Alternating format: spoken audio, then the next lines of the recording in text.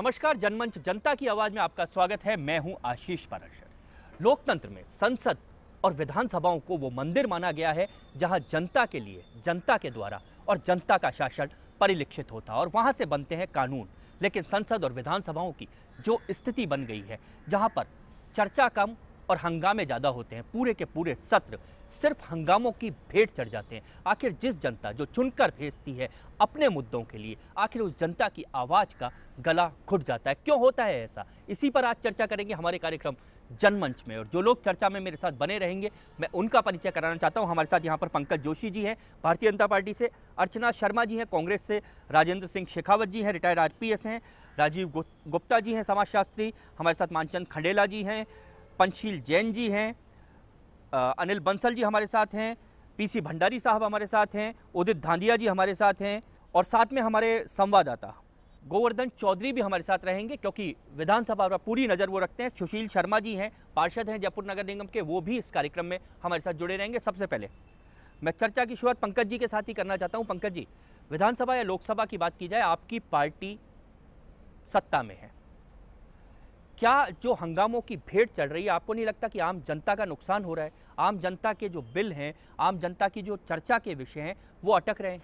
जो जनता के कल्याणकारी योजनाएं हैं, जो बिल हैं जिनको कि पूरी जनता को फायदा होना है, जिससे देश को प्रगति मिलनी है, देश का विकास होना है, उन पे चर्चा न होकर के खाली जो है इस हंगामे के जो है उसमें जो है विपक्ष जो है इस पर लगातार जो है करता हुआ है। जहां तक लोकसभा की बात थी, लगातार आप देखिए कि लोकसभा में, राज्यसभा के अंदर पहले दिन जब विपक्ष ने इस चीज़ की मांग की कि जो है हमें इस चीज़ पर चर्चा करानी है, तो उस टाइम पे जो नेता थे, पक्ष के नेता थे जेटली साहब, उन्होंने कहा कि हम चर्चा के लिए तैयार हैं। लेकिन आप देखिए इमीडिएटली वो मुड़ गए। तो मुझे लगता है कि ये खाली जो है कांग्रेस चाहती है कि किसी भी तरीके से काम नहीं हो। जो जनता के बिल थे, चाहे वो जीएसटी बिल रहे हों, भूमि अधिग्रहण बिल रहे हों, जितने भी चीज़ें रही हों, लगातार हमने कहा कि जिस चीज़ पर भी आप चाहें, है ना, उसके ऊपर जो है आप बहस करने के तैयार हैं। लेकिन पंकज जी, ऐसा आपने क्यों नहीं किया जब कोलगेट पे आप पूरी संसद को ठप करके बैठे थे? नहीं, देखिए कोलगेट पे हमने चर्चा के लिए बात कही थी, चर्चा नहीं कराने तैयार थे, चर्चा कराने के लिए तैयार नहीं थे। हमने कहा चर्चा कराने के लिए तैयार हुई है, लेकिन चर्चा कराने के लिए कांग्रेस तैयार नहीं थी। उन्होंने कहा कि इस पर चर्चा नहीं होगी, चर्चा जो होगी वो जो है वो जो कहेंगे उस पर चर्चा होगी। हमने कहा कि जो बिल दिए गए हैं, जो चर्चा के लिए विषय दिया गया है, उस पर हम चर्चा चाहते थे, उस पर चर्चा के लिए मना कर दिया। चलिए आपको रोकता हूँ। अर्चना जी, चर्चा ये कह रहे हैं कि चर्चा कराना चाहते थे। मेरा मुख्य विषय है कि जनता के विषयों को आप अगर सत्ता में होते हैं तो भूल जाते हैं, आप विपक्ष में होते हैं तो भूल जाते हैं। आपको आवाज बनने की जिम्मेदारी दी गई है, संसद या विधानसभाओं को ठप करने की जिम्मेदारी जनता ने आपको नहीं सौंपी। देखिए आशीष जी, एक छोटा सा उदाहरण लेते हैं, आपसे शुरू करते हैं। आप इस कार्यक्रम के संचालक हैं। यदि आप इस उत्तरदायित्व से बिल्कुल पीछा छुड़ाने लगेंगे, आप अपनी जिम्मेदारी से पीछे हट जाएंगे, तो ये कार्यक्रम कैसे संचालित होगा? तो सत्ताधारी पार्टी जिसकी जिम्मेदारी है कि वो सदन को चलाए, यदि वो अपनी अकाउंटेबिलिटी को फिक्स नहीं करना चाहती, वो जवाबदेही सुनिश्चित करना ही नहीं चाहती, वो किसी प्रश्न का जवाब ही नहीं देना चाहती, तो ये स्थितियाँ उत्पन्न होती हैं। और सबसे बड़ी विडम्बना देखिए कि भारतीय जनता पार्टी जब विपक्ष में होती है तब सदन को बाधित करती है, सत्ता में आती है तो ऐसी परिस्थितियों का कृत्रिम रूप से निर्माण किया जाता है, जिससे कि दूसरी पार्टी जो विपक्ष में जनता की आवाज को मुखरता देना चाहती है, जनता के प्रश्नों को सदन के पटल पर उठाना चाहती है, उसका मुंह बंद किया जाए। आप जनता के प्रश्न सदन पे उठा रहे थे? बिल्कुल, जनता, पूरे देश ने देखा है अर्चना जी, वेल में आकर हंगामा कर रहे थे, किसी जनता का प्रश्न नहीं उठा रहे थे। देखिए आशीष जी, भारतीय जनता पार्टी ने केंद्र से लेकर राज्यों तक एक परंपरा शुरू की है और ये परंपरा बहुत ही ज़्यादा खतरनाक है लोकतंत्र के लिए। आप ऑर्डिनेंस पे ऑर्डिनेंस लाते हैं और ऑर्डिनेंस को फिर बिल के रूप में प्रस्तुत करते हैं, बहुमत के आधार पर पारित कराने का आपके पास सुविधा है। इसे आप चाहते ही नहीं चर्चा हो,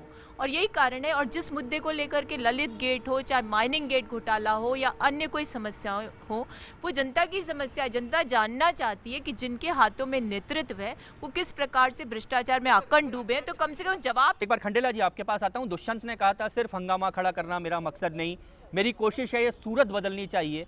क्या ये सूरत बदलने की तस्वीर आपको नजर आ रही है? देखिए, पहला प्रश्न तो ये कि जो बदलने वाले उनकी सूरत जो है इतनी कुरूप हो चुकी है कि वो बदल नहीं सकते।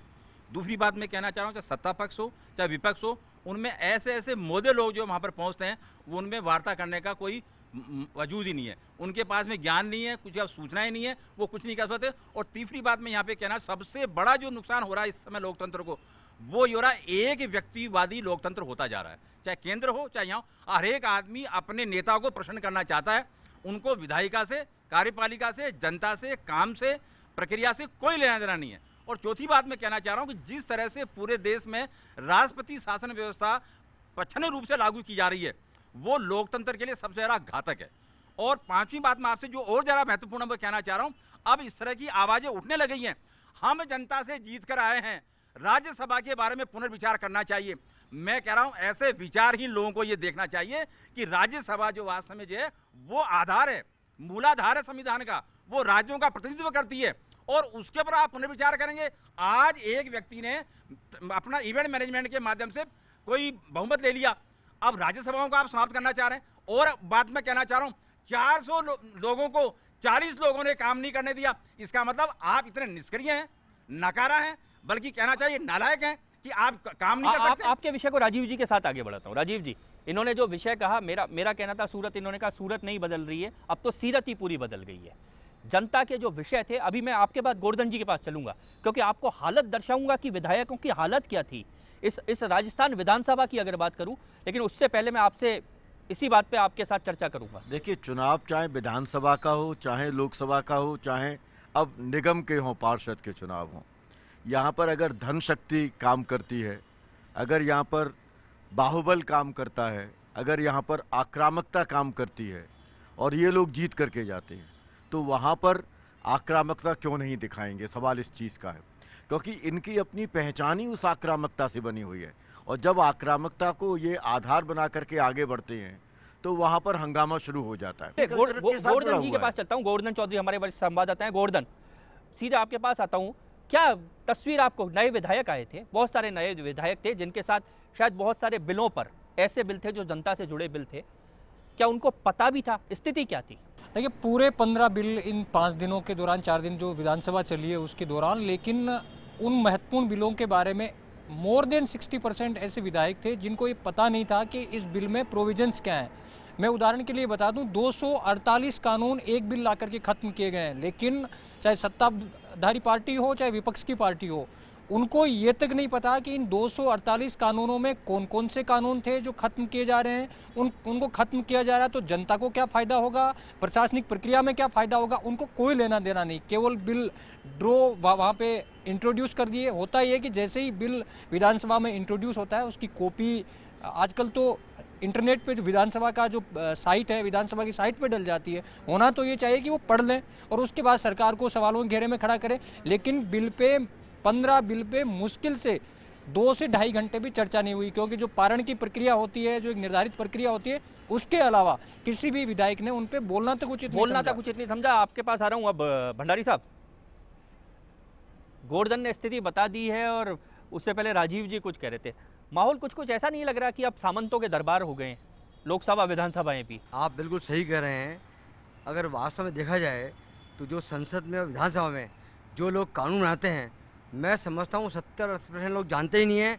और जब ये गोवर्धन जी बात कर रहे थे कि बिल की, अरे वो बिल पढ़ना जानते नहीं, समझते ही नहीं है, ना किसी वकील जाके उसको डिस्कस करते हैं।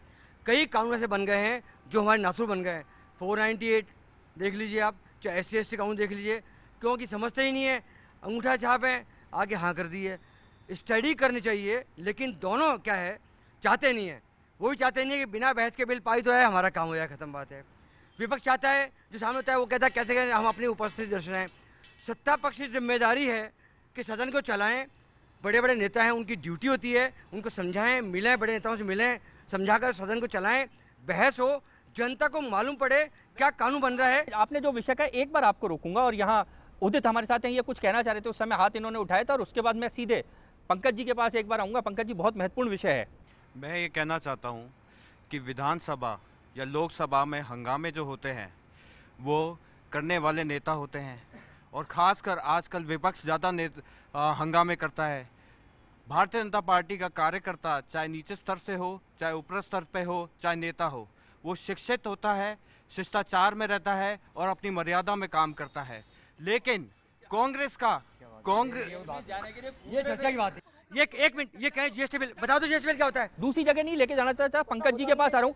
पंकज जी, जिस चर्चा को मैं आपके पास लाना चाह रहा था और वो चर्चा का विषय राजीव जी और भंडारी जी ने भी उठाया था, सरकार झुकना नहीं चाहती और इन सब विषयों के बीच में जनता गायब होती है। कि आखिर ये तो सोचा जाए कि इससे बड़े बड़े विषय भी आए हैं, इसी सदन में आए हैं। 1947 से लेके अब तक बड़े बड़े विषयों पर पक्ष विपक्ष का टकराव हुआ है लेकिन सदन चला है। विशाल जी, मैं यही बात कह रहा हूं कि जब विपक्ष में थे हम लोगों ने हर एक चीज़ पे बात की, हर एक चीज़ के ऊपर कहा कि जब चाहे न्यूक्लियर पावर की वाली बात रही हो, चाहे कोई भी बात रही हो, हमने कहा कि इसके अंदर अमेंडमेंट होने चाहिए, इसके बाद ये चीज़ मानती हैं तो हमने उसको चलने दिया। लेकिन आप देखिए कि लोकसभा में इस बार स्थिति क्या बनी, लगातार जो है सर्वदलीय बैठक बुलाई गई, सबकी बात की गई, नहीं बात की गई, लगातार की गई, सारे लोगों ने बैठक की, और उसके बाद इनके विपक्ष के लोग भी आपने खुद ने जो है विपक्ष, मैं भी चाहता हूं कि ईमानदारी से स्वीकारें तो सही। मैं विशाल जी कह रहा हूं, नहीं कहा ना विशाल जी, देखिए आप देखिए मुलायम सिंह जी तैयार हुए है ना, उनको इस दिन तैयार हुए, अगले दिन जो है उनको ही कहा गया। तो मैं कह रहा हूं नहीं, देखिए एक खड़े साहब मैं कह रहा हूं, सुनिए ना, दूसरा मैं कह रहा हूं, आप जो है लगातार कहा गया कि भाई जीएसटी बिल किसका था, कांग्रेस का बिल था, हमने कांग्रेस के बिल का कहा भाई आपका बिल जो था लगातार था, नहीं अरे तो सुनिए ना, मैं कह रहा हूं आपने रोका, लेकिन आपका बिल जब आ रहा था, लेकिन देखिए जब आप 3 उंगलियां, 1 उंगली कर रहे हैं तो 4 उंगली आपकी तरफ भी है, क्योंकि पिछला जनता के विषय से यही तो कह रहे हैं विशाल जी, यही तो कह रहे हैं कि जो उंगलियां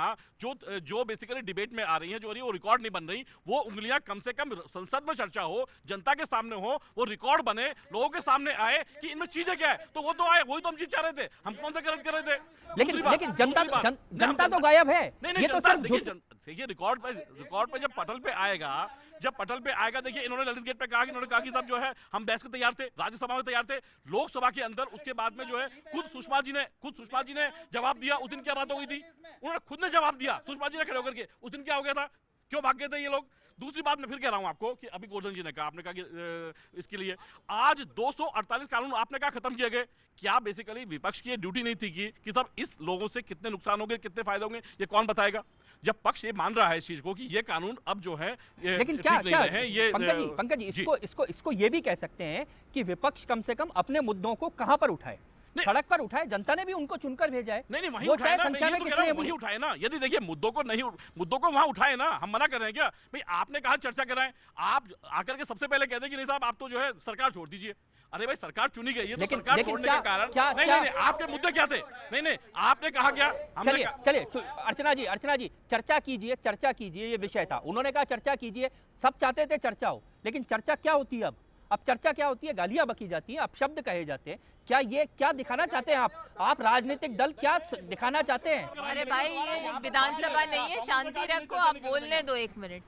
देखिए आशीष जी, समस्या ये है कि जो लोग नैतिकता की बात करते हैं, कहते हैं कि विपक्ष को नैतिक अधिकार ही नहीं ऐसा कुछ करने का, वो अपने गिरेबान में भी झांके, क्योंकि एक समय वो भी विपक्ष में थे। यही अरुण जेटली थे जिन्होंने प्रेस कॉन्फ्रेंस करके बड़े बड़े मंचों पर जाकर कहा कि विपक्ष का ये अधिकार है कि संसद को और विधानसभाओं को बाधित करे जनहित में। अब आप कहते हैं ललित गेट जनहित का मुद्दा नहीं है, एक छोटी सी बात समझिए, जो लोग ना विधानसभा में गंभीर है वो अपनी कार्यप्रणाली में बाहर आकर भी गंभीर नहीं। कल ही एक विधायक सलाहकार समिति की बैठक का आयोजन हुआ कृषि मंत्री के नेतृत्व में, 7 विधायक हैं उसमें, वो भी सारे भारतीय जनता पार्टी के, एक उनमें से मंत्री जी पहुंचे और एक विधायक पहुंचे, 5 लोग नहीं पहुंचे। और यही फर्स्ट इंडिया का मंच था जिसमें मुझसे कहा गया था विपक्ष एक प्रतिनिधि के द्वारा कि सब ये तो भाग गए, कृषि पर चर्चा ही नहीं करना चाहते थे।